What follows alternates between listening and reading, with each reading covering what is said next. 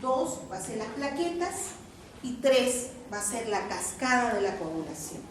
Tiene 3 aspectos importantes que ustedes deben tomar en cuenta, ¿verdad? La pared del vaso, 2, ¿no? En sí, las plaquetas y la cascada de coagulación. Entonces, vamos a ver que las paredes de los vasos es importante. Si una pared de un vaso se daña, se va a alterar en sí todos esos mecanismos que están controlados. Ahora, si fallan las plaquetas, también. Y si falla incluso la cascada de coagulación, qué importante que es la vitamina K, qué importante que es el calcio en su presencia, porque en todos los pasos que da esta cascada van a intervenir en forma importante, ¿no? Entonces tenemos que la hemostasia normal se va a producir en estos casos porque la importancia que tiene la vasoconstricción arterial, porque los vasos tienen la capacidad de dilatarse como de contraerse.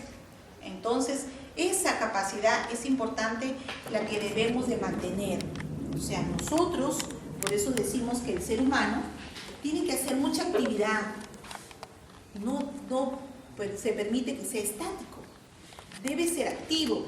Cuando hace ejercicio, no podemos ser muy sedentarios, sentados, decimos, ay no, yo no hago ejercicio, no hago nada porque así no se maltrata mis vasos. No, porque sus vasos necesitan dilatarse, necesitan contraerse, ¿no?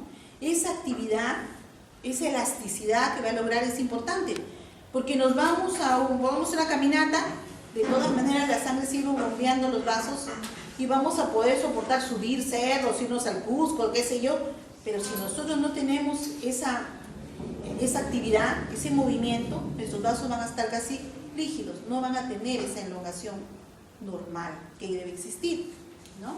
Por eso que decimos que esa caminata, esa actividad es importante en el ser humano en todas las etapas de la vida, niño, joven, ¿no? Adulto y adulto mayor incluso, ¿no? Entonces vamos a ver que luego el factor que juega en esto es la endotelina. La endotelina, si bien es cierto, es un vasodilatador presente en el endotelio de los vasos sanguíneos. Entonces, cuando nosotros tenemos un vaso sanguíneo,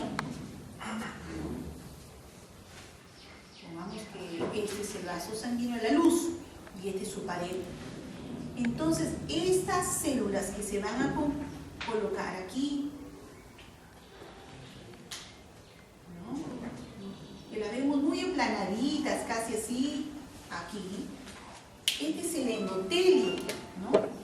Y tienen acá sus celulitas, sus núcleos, que es, porque todo es en la célula endotelial, pero sus núcleos tienen, ¿no? Este endotelio es muy importante. Todo lo que nosotros consumimos va a pasar por aquí, por estas tuberías, ¿no? Y si se adquiere, hagan de cuenta que esto es una pista y esta es justamente la zona donde van los carros. ¿Qué pasa si se obstruye y se para un carro aquí? Va a obstruir el tránsito, ¿no es cierto? Igualmente en la sangre. En el vaso, si el endotelio de acá se altera, se va a disminuir la zona de fluido. Entonces, ¿qué pasa cuando por aquí deben pasar los hematíes, los linfocitos, pero no se deben adherir? Cuando empieza la adhesión, supongamos que un hematíe se queda aquí, otro hematíe se queda más aquí, otro aquí, ya se va a ir formando, ¿no?, un trombo, porque luego se agregará un linfocito y se va a ocluir. Es como que yo estaciono en mi carro, viene mi amigo también, viene mi otro amigo, total, al final se va cerrando la calle, ¿cierto? Igualmente pasa en los vasos sanguíneos. Entonces, hay sustancias que se segregan aquí, que tienen factores, y es lo que tenemos siempre que acordarnos, la importancia que tiene en sí que se mantenga esta vía libre, ¿no?, de nuestras tuberías internas, de nuestros vasos. Entonces la endotelina, como les decía, está aquí, la endotelina está aquí. Y la capacidad que tiene la endotelina, ¿cuál es su función? Dilatar el vaso. Dilatar. Juega coagulación, la endotelina, ¿no? Pero dentro de ellas es dilatar el vaso. Luego vamos a ver que si hay una lesión endotelial, si hay una lesión aquí, supongamos, entonces ya tenemos una parte dañada del vaso, ¿no es cierto? Entonces probablemente ya vamos a ver que va a haber una serie de respuestas de alteraciones que se van a ir dando aquí.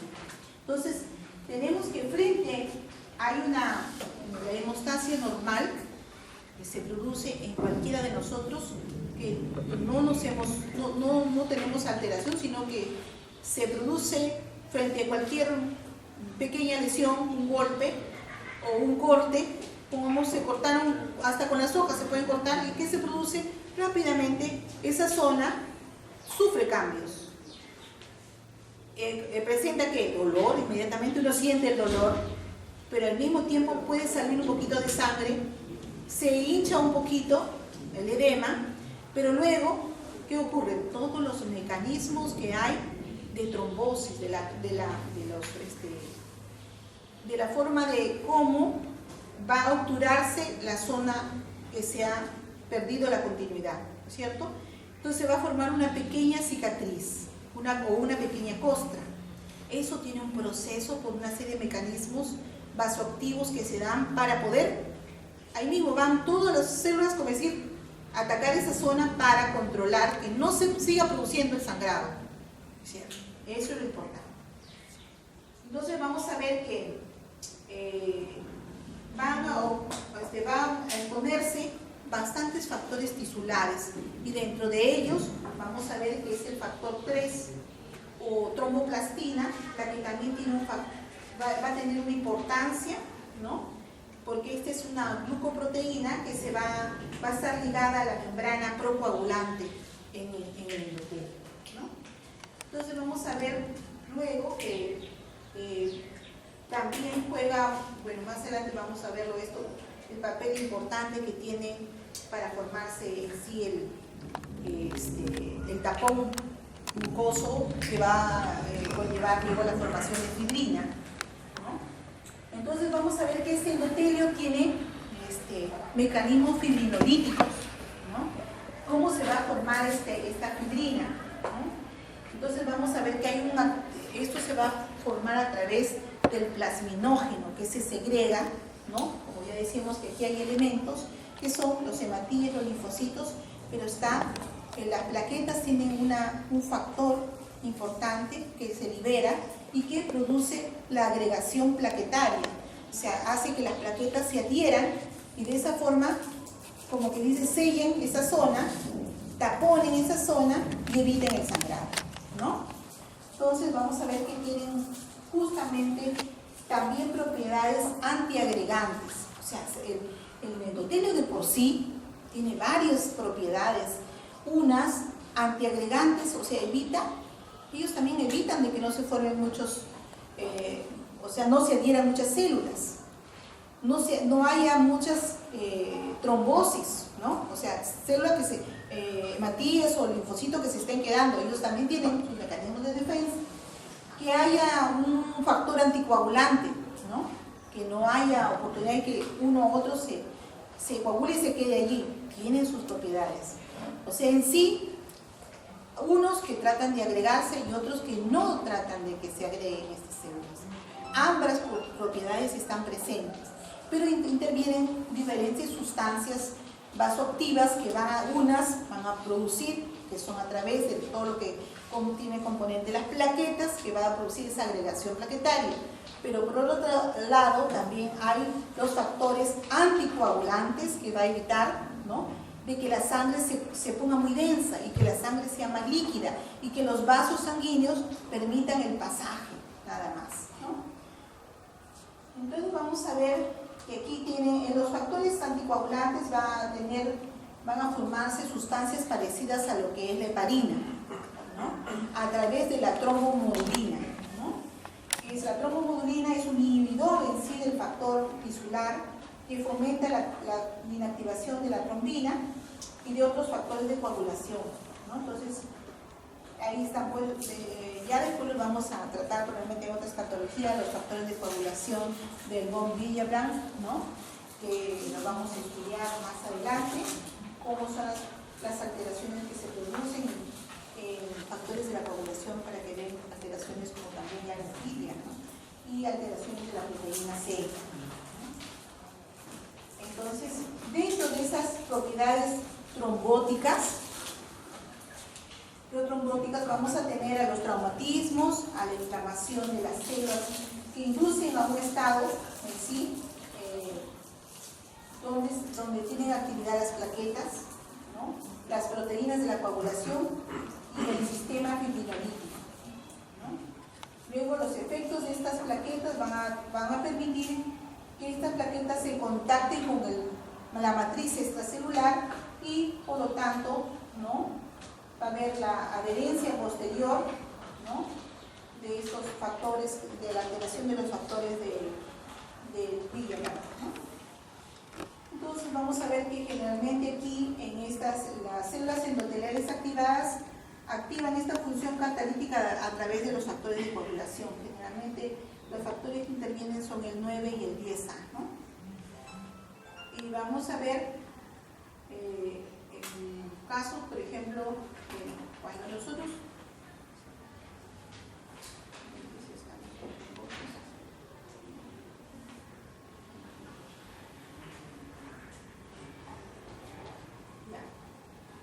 entonces decíamos aquí que en la hemostasia que estábamos hablando sobre la adhesión que se produce en estos vasos, ¿no?, sean vasos de gran calibre o de calibre pequeño, vamos a ver que entran muchos factores en consideración, ¿no?, que se liberan, ¿no?, como por ejemplo tenemos al colágeno, sustancias, entre las sustancias vasoactivas tenemos el colágeno, tenemos a la fibronectina, tenemos al factor von Willebrand, que ya les había dicho, la laminina, tenemos a la vitronectina y tenemos también a la tromboespandina. Son sustancias que se van a liberar, ¿no?, y van a favorecer la adhesión, ¿no?, la adhesión para que haya una hemostasia. El coágulo puede ser que se forme tanto un coágulo intrínseco, extrínseco o común, ¿no? Y vamos a ver que generalmente las hemostasias pueden ser tipo primarias y también pueden ser secundarias. Y dentro de ellas vamos a ver que las primarias generalmente puede ser por ruptura de un vaso, ¿no? Y va a haber la formación que se va a dar del tapón plaquetario, que es lo que ya les explicaba, que frente a cualquier ruptura de un corte en la piel va a producirse, ¿no?, ese tapón mucoso fibrinoide que va a tratar de que luego se forma lo que la gente dice una costra, ¿no? Pero ha sido nada más que el tapón plaquetario que ha tratado de liberarnos de que continúe la hemorragia, ¿no? Y vamos a ver que también hay un proceso de hemostasia secundaria, que generalmente es a través de las células plasmáticas, ¿no?, que van a favorecer esta coagulación y van a formar este proceso, este tapón, a través de 3 procesos. Los 3 procesos son la adhesión primero de plaquetas, ¿no?, en la zona lesionada de la pared vascular. 2, vamos a tener que va a ser la activación plaquetaria. Y ahí va a ser la activación de la fosfolipasa A2 y la activación de la fosfolipasa C. Y también va a dar una liberación de un adenosinfosfato. Eso ocurre en segundo lugar. Y en tercer lugar se da la agregación plaquetaria. Entonces, hemos visto que en la hemostasia normal lo que se produce, los mecanismos de la regulación de la hemostasia, que ya hemos dicho, que pueden ser de 2 tipos, ¿no? Generalmente va a haber la participación en sí del endotelio, puede ser esta por propiedades antitrombóticas, puede ser con efectos antiplaquetarios, como también con propiedades anticoagulantes, ¿no?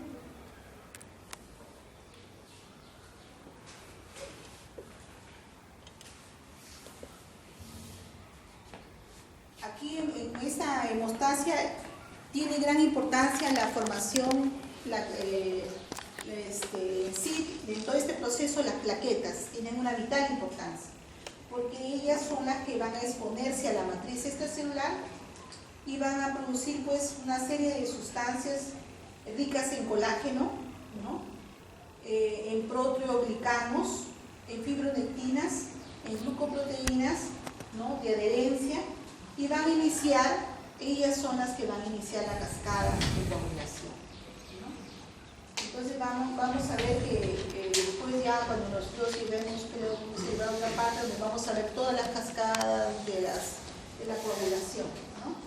Entonces vamos a ver que hay la importancia de la agregación de estas plaquetas, de la secreción o liberación de estos gránulos que presentan las plaquetas para favorecer, ¿no? En sí la adhesión plaquetaria.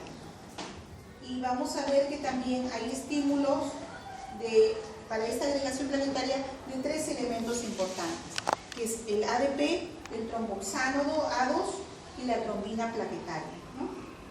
Entonces vamos a ver que esos 3 tienen mucha importancia en la hemostasia. Hay inhibidores de la hemostasia o de este control que debe haber para evitar la hemorragia. Y estos inhibidores vamos a ver que siguen generalmente una vía extrínseca. Y dentro de ellos vamos a ver que va a ser importante esta vía intrínseca la antitrombina 3. ¿No? El cofactor 2, que se presentan, son similares a lo que es la heparina, que evita también la coagulación, ¿no? Es un proceso patológico que implica una formación, va a tratar de evitar que se forme una masa sólida, mientras que frente a un daño tisular tratamos de que se forme un tapón, ¿no? Y esa fibrina luego se adhiera y evita el sangrado, pero por otro lado tenemos otro que al contrario va a evitar de que la sangre esté totalmente sólida, sino esté líquida, ¿no? Entonces esos dos factores tienen que jugar un equilibrio, ¿no? Y vamos a ver que generalmente esta lesión puede ocasionar también serios problemas, ¿no? Porque cuando no hay se pierde este equilibrio, vamos a ver que la persona puede tener mucha tendencia al sangrado, como ocurre en los pacientes hemofílicos, ¿no? Que ellos no controlan cualquier lesión, inmediatamente sangran, ¿no? Entonces, porque hay falta de equilibrio y porque hay alteración en la cascada de la coagulación en ellos por uno de los factores, ¿no?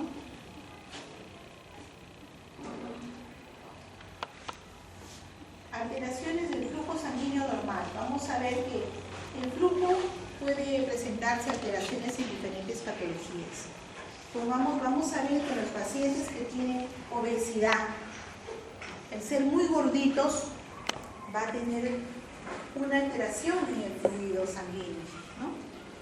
Generalmente las personas que son muy gorditas van a tener mucho más vasos sanguíneos, son mucho más numerosos, que van a dar justamente alimentación o obligación a todas las grasas, a la grasa celular que exista, si es en abdomen o si es una obesidad. Ustedes saben que hay obesidades mórbidas, o sea, la persona puede ser gorda de repente de tórax y de piernas muy delgadas, o puede ser muy, muy gorda de la zona inferior y más bien muy delgada la parte superior, o puede ser totalmente gorda, ¿no? Entonces las obesidades tienen sus variantes también y por lo tanto todas ellas pueden llevar a alteraciones en el flujo sanguíneo. Lo mismo que también en los pacientes ancianos también hay problemas, porque ya sus vasos sanguíneos están un poco dañados y no tienen muy buena circulación, el flujo sanguíneo es muy deficiente. Ahora, en los pacientes que tienen valvulopatías, alteraciones al corazón, no va a bombear la misma cantidad de sangre.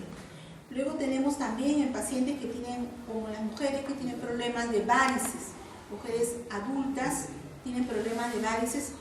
Generalmente cada embarazo las conlleva a una exposición tremenda de tener riesgo de una presión, ¿no?, de la zona abdominal sobre los miembros inferiores, por lo tanto tienen varices. Entonces también tienen riesgo. Generalmente los médicos, ¿quiénes tienen riesgo de varices? Siendo los varones, los anestesiólogos, los cirujanos, porque están muchas horas parados, ¿no?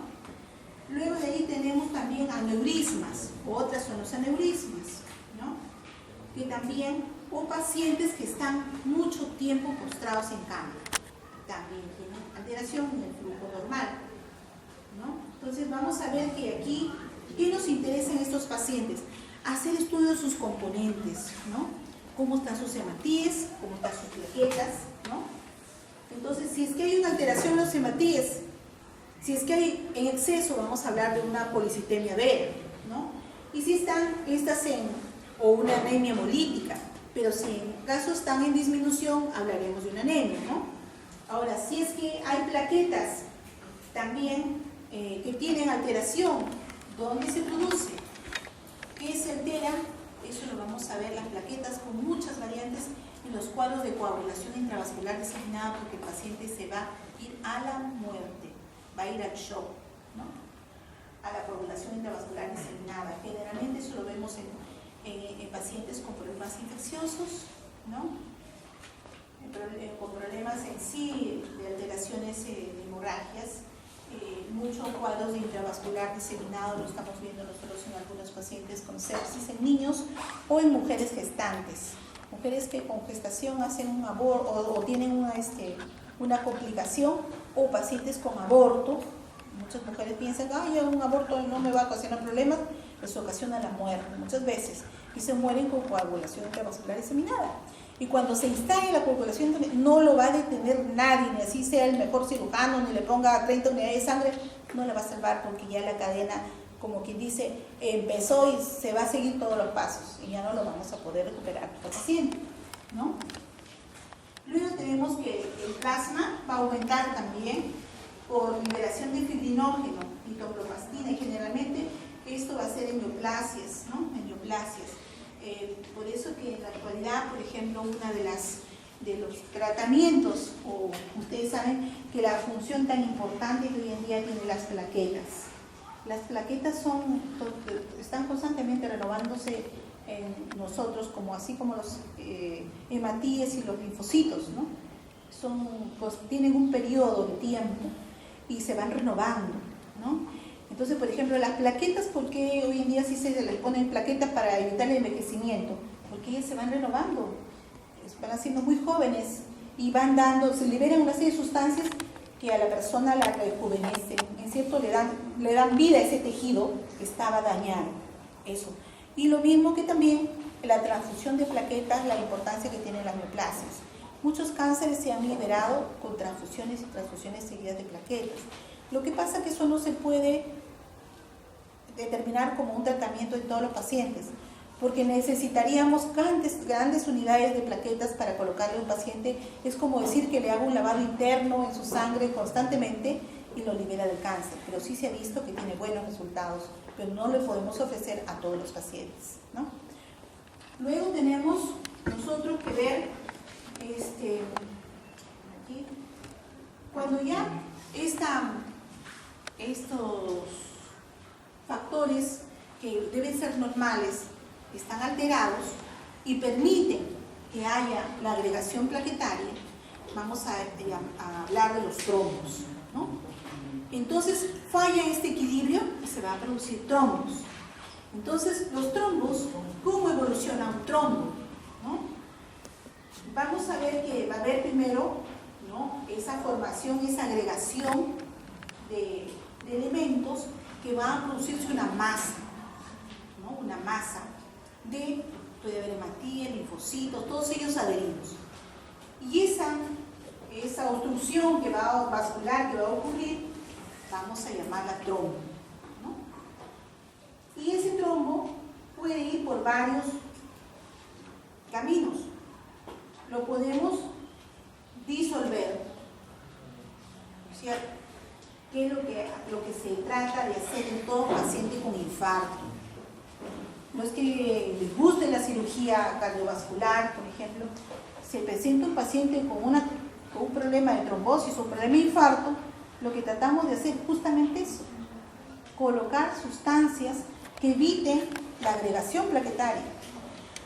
Y entonces vamos a recanalizar ese vaso que está obstruido. Y eso tiene que hacerse inmediatamente porque una vez que se obstruye ya no lo salva nadie. Por eso que la Esparidad, claro que es un medicamento que no existe en todas las farmacias, solo lo manejan las unidades de cuidados intensivos o las unidades que manejan pacientes de infarto, ¿no?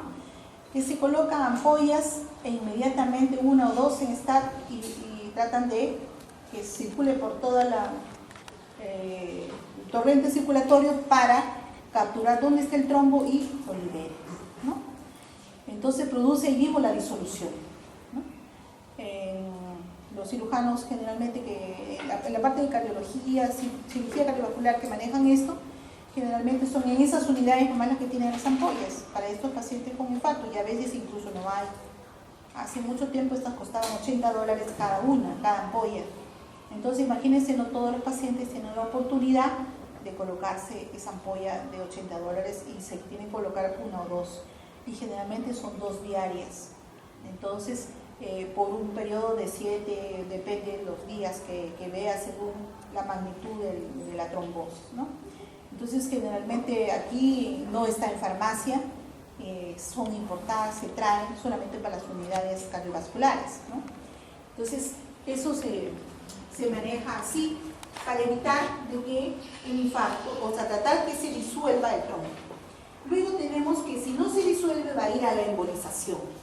Ya se va a formar, ¿no?, el trombo, pero ese trombo que ya está organizado va a ir a circular por el torrente circulatorio y donde se atasque, ahí se va a llamar émbolo, ¿no? O lo que la gente dice una trombosis, ahí está construido. Porque la embolización es el viaje de ese trombo ya organizado. El trombo es donde se instala, ahí está la obstrucción. Pero cuando este viaja por otro torrente y se queda, esa es una embolia, ¿no? Entonces pasa que es como decir coagulitos que van a ir por vasos más grandes, pueden pasar, pero cuando llegan a vasos más pequeñitos, de repente allí se van a quedar, ¿no? Y depende qué órgano esté irrigado por ese vaso. Por eso que podemos tener embolia cerebral o